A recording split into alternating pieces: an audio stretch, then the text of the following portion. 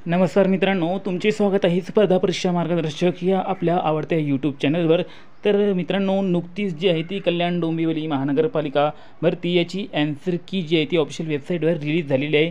तुम्ही तुमची ॲन्सर की चेक केली नसेल तर आताच ती चेक करून घ्या आणि त्यामध्ये तुमचे किती प्रश्न बरोबर आहे आणि किती प्रश्न चूक आहे ते तुम्ही कॅल्क्युलेट करून घ्या आणि त्यानुसार तुम्हाला किती मार्क्स पडले हे माहीत पडेल।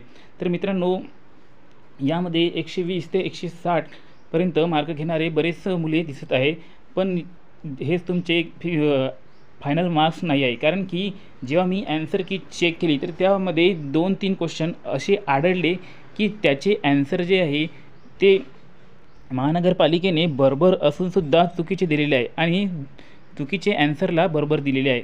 जसं तुम्ही माहितीचा अधिकार कधी लागू झाला हा एक क्वेश्चन आला होता 10 तारखेच्या फर्स्ट शिफ्टमध्ये।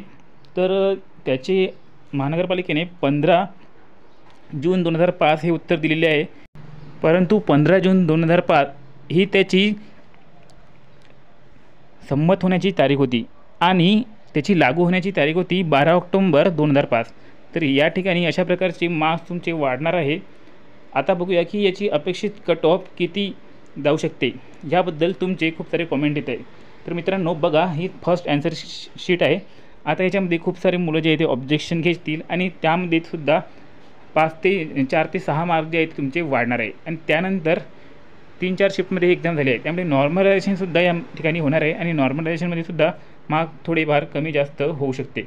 त्यामुळे आत्ताच कुठे याचा अंदाज लावणे थोडे कठीण आहे, पण थोडे सांगायचे म्हटलं तर 120 ते 160 या रेंजमध्ये जर तुमचा स्कोर असेल आणि 160च्या जितक्या जवळपास तुमचा स्कोर असेल तितके तुमचे चान्स जे आहे ते या ठिकाणी मॅक्झिमम वाढत आहे। तर तुम्हाला किती मार्क्स पडलेले आहे सोबत तुमची कॅटेगरी हे कमेंट बॉक्समध्ये सांगा, त्यानुसार तुमच्या कमेंटला रिप्लाय नक्की दिला जाईल आणि पुढच्या नगरपालिकेच्या भरतीसाठी तयारीला लागा। कारण की आता खूप साऱ्या महानगरपालिकेच्या भरत्या निघालेल्या आहेत, जसे ठाणे नगरपालिका, नागपूर महानगरपालिका आणि खूप GMCचे फॉर्म वगैरे निघालेले आहेत, त्याची तयारी करा। आणि व्हिडिओ आवडला असेल आणि पुढे जर तुम्हाला सेकंड ॲन्सर कीबद्दल नोटिफिकेशन येईल आणि त्याच्यावरून कट ऑफ जो आहे तो नियरली तुम्हाला थोडाफार कळून जाईल, तर ते जाणून घेण्यासाठी चॅनलला सबस्क्राईब नक्की करा आणि व्हिडिओ आवडल्यास व्हिडिओला लाईक नक्की करा।